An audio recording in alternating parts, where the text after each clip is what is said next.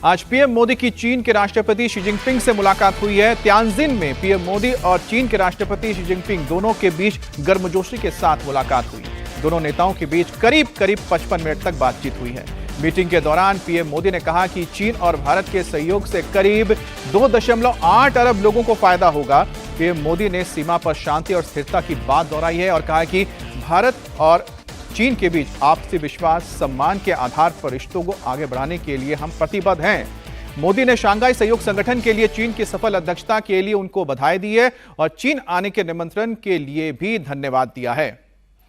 तो ये तस्वीरें आप देख रहे हैं जिस वक्त प्रधानमंत्री मोदी और शी जिनपिंग की मुलाकात हुई है। प्रधानमंत्री मोदी का करीब 7 साल बाद यह चीन का दौरा है। हालांकि पिछले साल अक्टूबर में रशिया के कजान में दोनों देशों के नेताओं की मुलाकात हुई थी, यानी कि मोदी और शी जिनपिंग की मुलाकात हुई थी कजान में, और उसके बाद एक बार फिर से मुलाकात हो रही है और दोनों के बीच जो ये मित्रता है इस वक्त लग रही है कि अब आगे बढ़ती हुई नजर आ रही है, क्योंकि जो कजान में देखने को मिला था उससे एक कदम अब आगे भारत भी बढ़ा है और प्रधानमंत्री मोदी ने एससीओ समिट में आने के निमंत्रण को स्वीकार किया था, जिसके बाद वो पहुंचे हैं इस वक्त तियानजिन में, जहां पर दोनों देशों के नेताओं की मुलाकात हुई है। और दूसरी तस्वीर आप देख रहे हैं, कल मुलाकात होगी व्लादिमीर पुतिन के साथ। अब व्लादिमीर पुतिन के साथ मुलाकात भी बहुत अहम होने जा रही है, लेकिन इस वक्त हम बात करेंगे क्योंकि जो 3 महाशक्तियां हैं जिसमें भारत है, चीन है और रशिया है यानी रूस है, तीनों के जो सर्वोच्च नेता हैं जब एक ही जगह पर, एक ही मंच पर नजर आएंगे तो पूरी दुनिया की नजर इस वक्त इसी मुलाकात पर होगी।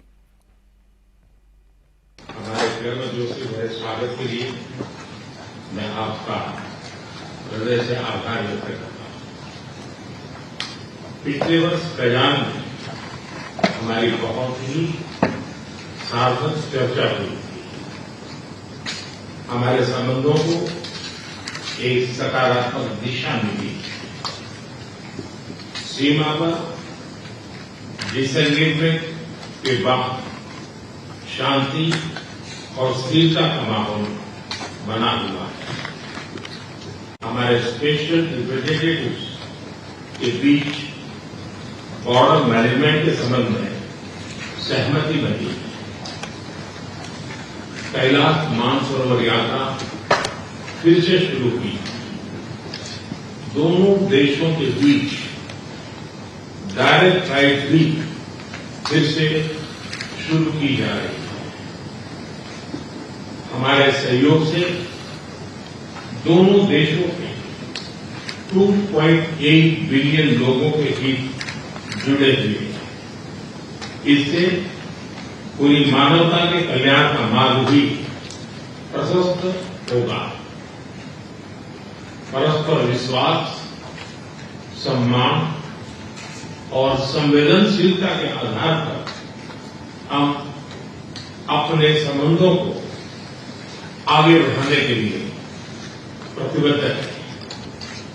एजेंसी चीन द्वारा एचसीओ की सफल अध्यक्षता के लिए मैं आपको बहुत बहुत बधाई देता हूं। एक बार फिर चीन यात्रा के निमंत्रण के लिए और आज की हमारी बैठक के लिए आपका हार्दिक धन्यवाद।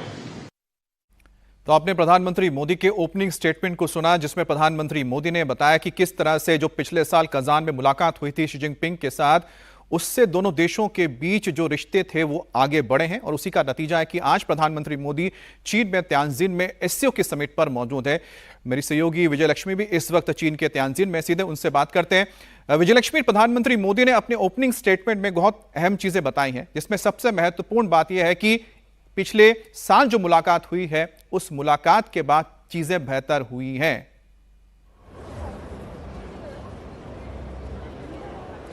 बिल्कुल अमित, देखिए अगर प्रधानमंत्री के स्टेटमेंट को आप देखें तो जिस तरह से उन्होंने अंत किया अपने स्टेटमेंट के, जिसमें उन्होंने कहा कि विश्वास, सम्मान और संवेदनशीलता के आधार पर ही हमारे संबंध जो हैं आगे बढ़ेंगे। विश्वास की बात प्रधानमंत्री नरेंद्र मोदी ने की, क्योंकि हम जानते हैं 2020 के बाद जिस तरह का अविश्वास का एक तरीके से दोनों देशों के बीच में माहौल था, वो अब कहीं ना कहीं उससे आगे दोनों देश बढ़ रहे हैं। लेकिन ये नए पर्सपेक्टिव के तौर पर अगर इसको देखा जाए तो प्रधानमंत्री ने साफ किया कि इस नए पर्सपेक्टिव में दोनों देश जो हैं सम्मान, विश्वास के साथ और संवेदनशीलता के साथ आगे बढ़ेंगे। कज़ान का भी जिक्र प्रधानमंत्री नरेंद्र मोदी ने अपने ओपनिंग रिमार्क्स में किया कि कैसे जो रिश्तों में जो बदलाव है या जो रिलाइनमेंट है या जो रीसेट जिसको कहें, वो कज़ान में जो प्रधानमंत्री नरेंद्र मोदी की बातचीत हुई थी कज़ान में, क्योंकि पिछला जो SCO समिट था 24वां वो वहाँ पर हुआ था, उसमें साइडलाइंस पर जो है वो बातचीत हुई थी और उसके बाद से हम देख रहे हैं कि दोनों मुल्कों के जो संबंध हैं उसमें ज़रूर वो सुधार की ओर आगे बढ़े हैं। आज की स्टेटमेंट में कैलाश मानसरोवर यात्रा के दोबारा से शुरू होने का जिक्र भी प्रधानमंत्री नरेंद्र मोदी ने किया। साथ ही इसके अलावा कैसे दोनों ही देशों के बीच में जल्द हवाई जो सेवाएं हैं वो शुरू की जाएंगी, इसका भी जिक्र प्रधानमंत्री नरेंद्र मोदी के ओपनिंग रिमार्क्स में हमें देखने को मिलता है। तो कुल मिलाकर के मोटा मोटी आगे किस ओर दोनों देशों के रिश्ते जाएंगे, सुधार है। बॉर्डर पर डिसएंगेजमेंट की बात भी प्रधानमंत्री नरेंद्र मोदी ने की कि किस तरह से जो स्पेशल रिप्रेजेंटेटिव हैं वो बॉर्डर पर जो चीज़ें हैं उसको लेकर के, बॉर्डर मैनेजमेंट को लेकर के किस तरीके से जो है वो काम हो रहा है स्पेशल रिप्रेजेंटेटिव के बीच में, बॉर्डर मैनेजमेंट को लेकर के भी सहमति बनी है। इसके अलावा 2.8 बिलियन जो लोग हैं उनके हित जुड़े हुए हैं, यानी एक जो विराटता है जहाँ तक डेमोग्राफी की बात है, दोनों देशों के एक बहुत बड़ा, अगर दुनिया की हम बात करें तो एक बहुत विशाल यहाँ पर डेमोग्राफी के हिसाब से, पॉपुलेशन के हिसाब से हो जाता है। तो प्रधानमंत्री ने यहाँ पर साफ तौर पर जिक्र किया कि 2.8 बिलियन लोगों के हित जो हैं वो जुड़े होंगे और इससे आगे आने वाले दिनों में मानवता का भी जो है वो भला होगा या एक नई दिशा में चीजें जो हैं आगे बढ़ेंगी। मानवता का कल्याण जो है, जनसंख्या की बात आप कर रही हैं, दोनों देशों की जो जनसंख्या है करीब करीब 2.8 बिलियन है और यही बात शी जिनपिंग ने भी कही है, क्योंकि जब मुलाकात हुई तो शी जिनपिंग ने भी अपनी बात रखी। प्रधानमंत्री मोदी और चीन के राष्ट्रपति के बीच करीब 55 मिनट तक बातचीत हुई है। इस दौरान चीन के राष्ट्रपति शी जिनपिंग ने दोनों देशों के साथ आने का आह्वान किया है। चीन के राष्ट्रपति ने कहा कि दोनों देशों के लिए सही है कि ऐसे साझेदार बने जो एक दूसरे की सफलता में सहायक हों। ड्रैगन और हाथी एक साथ आए, इससे दोनों ही देशों को फायदा होगा, क्योंकि दोनों ही मुल्क दुनिया के सबसे बड़े आबादी वाले देश हैं। विजयलक्ष्मी, जिस तरह से प्रधानमंत्री मोदी ने जिक्र किया था, कहीं ना कहीं उसी लाइन पर हम देख रहे हैं कि शी जिनपिंग ने भी अपने ओपनिंग रिमार्क्स रखे हैं, लेकिन उनकी बात में जो सबसे अहम मुद्दा निकल कर आया, और बाकी चीजें जो कहीं वो आप बताइए, लेकिन जो सबसे मुझे लगा अहम मुद्दा था, उन्होंने कहा कि हाथी और ड्रैगन को साथ में आना पड़ेगा और एक अच्छा पड़ोसी बनना पड़ेगा। बिल्कुल अमित, और अगर ये मीटिंग से पहले अगर यहाँ आप चाइनीज़ मीडिया को फॉलो करें, उनकी हेडलाइंस को फॉलो करें, या ग्लोबल टाइम्स जो इनका जो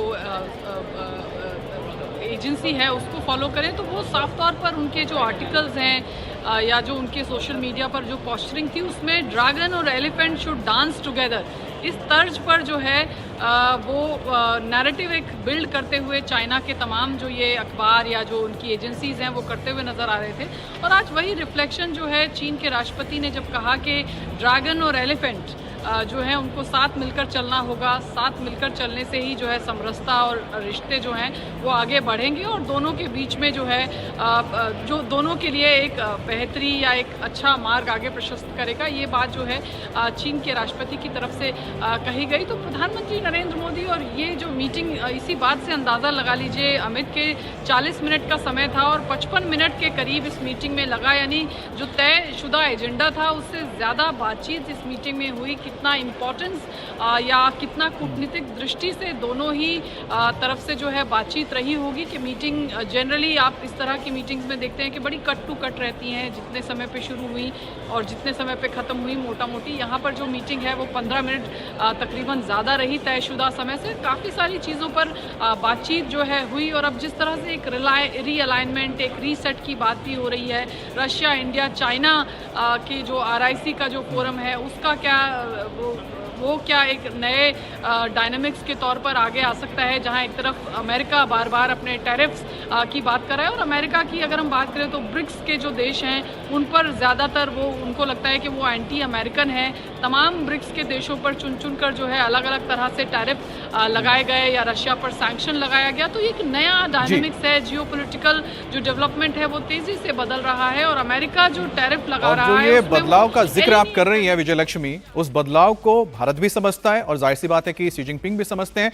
और इसीलिए तो उन्होंने अपने ओपनिंग रिमार्क में एक और बात कही जिसमें उन्होंने कहा कि ये ऐसा वक्त है, एक ऐसा समय है जिस वक्त भारत और चीन का साथ में आना दुनिया के लिए भी जरूरी है और दोनों देशों के लिए भी जरूरी है। अब प्रधानमंत्री मोदी करीब 7 साल बाद चीन में पहुंचे हैं, जिससे अमेरिका की नींद उड़ी हुई है, क्योंकि ट्रंप के टैरिफ अटैक के बाद पीएम मोदी मिशन डिफ्यूज पर निकले हैं। आज चीन के राष्ट्रपति से मुलाकात हुई है, कल पुतिन से मुलाकात होगी और इससे पहले जापान के प्रधानमंत्री से प्रधानमंत्री मोदी की मुलाकात हो चुकी है। और तीन जो ये मुलाकातें हो रही हैं, तीन ग्लोबल पावर के तौर पर देखे जाते हैं। जापान एक टेक्नोलॉजी का पावर हाउस है, एक विकसित देश है। दूसरी तरफ चीन को आप जानते हैं कि इस वक्त अमेरिका के बाद नंबर आता है चीन का अर्थव्यवस्था के मामले में, और दूसरी तरफ है रशिया यानी कि रूस। अब रूस भले ही अर्थव्यवस्था के लिहाज से देखा जाए तो चीन से कम जरूर है, लेकिन उसकी जो ताकत है, उसका जो प्रभाव है, एक बहुत बड़े क्षेत्र में पड़ता है। तो कुल मिलाकर भारत ने इन तीन अहम देशों के साथ अपने रिश्तों को और बेहतर किया है। विजयलक्ष्मी, जिस तरह से इस वक्त ट्रंप का टैरिफ वॉर चला है और दूसरी तरफ प्रधानमंत्री मोदी जिस तरह से निकले हैं कि किस तरह से इसका जवाब देना है, उसका पहला पड़ाव था जापान, अब दूसरा पड़ाव है चीन।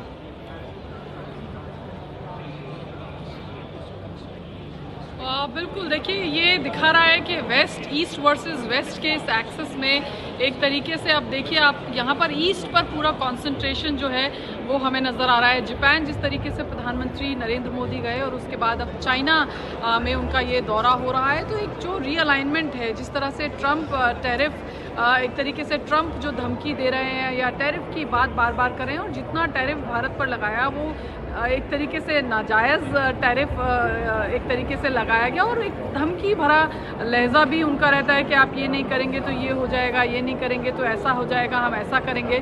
तो ये कहीं ना कहीं एक हम देख रहे हैं एक नई सेटिंग यहाँ पर नज़र आ रही है और हम यहाँ पर ईस्टर्न लुक, ईस्ट जो है एक तरीके से जो ईस्टर्न जो दुनिया की धुरी का जो पूर्वी हिस्सा है वहाँ पर फोकस नज़र आ रहा है। और क्योंकि इस हिस्से में हम जोग्राफिकली भी करीब हैं इन तमाम मुल्कों के, चाहे जापान हो, चाहे चाइना हो, सभी एशिया के जो कॉन्टिनेंट हैं वहाँ पर ये आते हैं, तो जोग्राफिकली भी आप इनके करीब हैं। और उसके अलावा एक स्ट्रेटेजिक अलाइनमेंट ट्रेड के लिहाज से भी अब बनाने की कोशिश की जा रही है, जिसमें व्यापार एक अहम जो है पिलर होगा इन तमाम मुल्कों के बीच के रिश्तों का। जिस तरह से ट्रंप बार बार कह रहे हैं, टैरिफ लगा रहे हैं, 50% का टैरिफ उन्होंने जो लगाया है, तो ये जो है कुल मिलाकर के एक नया अलाइनमेंट, जिसको कहीं ना कहीं कहें कि फोर्स तो एक तरीके से डोनाल्ड ट्रंप ही कर रहे हैं कि ये तमाम जो महाशक्तियां हैं ये एक साथ आएं और एक नया अलाइनमेंट बनाएं। आप जो धुरी है, नए अलाइनमेंट की बात कर रहे हैं विजयलक्ष्मी, इसमें देखिए कि नया अलाइनमेंट तैयार कौन कर रहा है? भारत तैयार कर रहा है।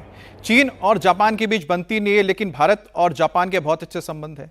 दूसरी तरफ आप देखिए कि भले ही भारत ये मानता है कि इस वक्त ना ही वो किसी के खिलाफ है, ना ही वो किसी के साथ है, भारत इस वक्त अपने साथ है, अपने देश के हित में जो भी बन पड़ रहा है भारत कर रहा है।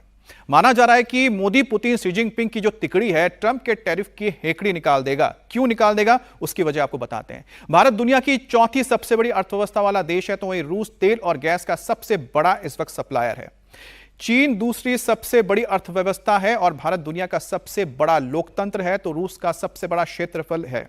चीन दुनिया के सबसे बड़ी आबादी वाला देश है और तीनों महाशक्ति मिलकर नया वर्ल्ड ऑर्डर बनाने की क्षमता रखते हैं, क्योंकि ट्रंप ने इन तीनों देशों पर ही सबसे ज्यादा टैरिफ अटैक किया है। भारत पर 50% लगाया है, चीन के ऊपर 30% लगाया है और रूस से तो डायरेक्ट ट्रेड ही बंद करके रखा है, लेकिन बैकडोर से ट्रेड जरूर चल रही है।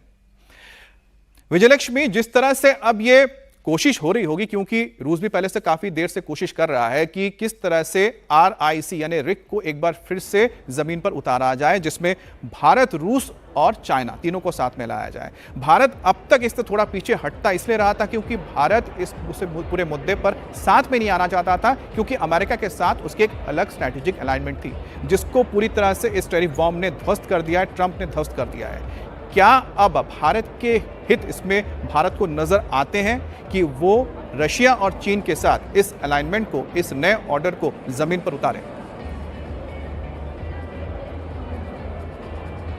देखिए अमित, अगर भारत की बात करें तो हमारे लिए डिप्लोमेसी, कूटनीतिक आधार पर अगर आप देखेंगे तो राष्ट्र सर्वोपरि है और भारत हमेशा अपनी जो पॉलिसीज हैं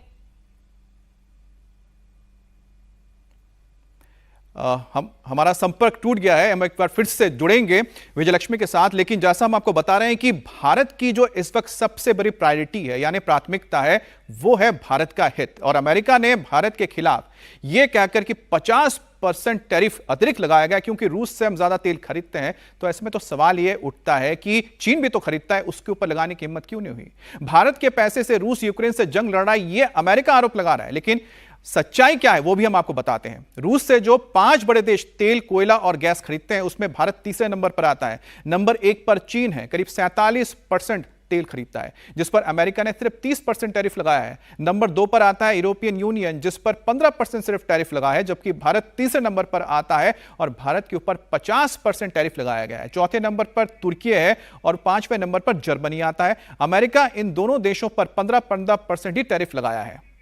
अब रूस से पाइपलाइन गैस के आयात करने वाले देशों के बारे में भी बात कर लेते हैं। तो यूरोपियन यूनियन करीब 47% का आयात करता है पाइपलाइन गैस के जरिए और उस पर 15% टैरिफ लगा है। चीन 30% इंपोर्ट करता है तो उस पर सिर्फ 30% टैरिफ लगा है। तो ये जो आप टैरिफ वॉर देख रहे हैं इसमें कहीं ना कहीं अमेरिका की ओर से कोई भेदभाव, जो कहते हैं भेदभाव, साफ नजर आता है कि आखिरकार चीन के ऊपर आपने कम टैरिफ लगाया, भारत पे 50% लगा दिया, लेकिन भारत भी तो उसका तोड़ निकाल रहा है और भारत झुक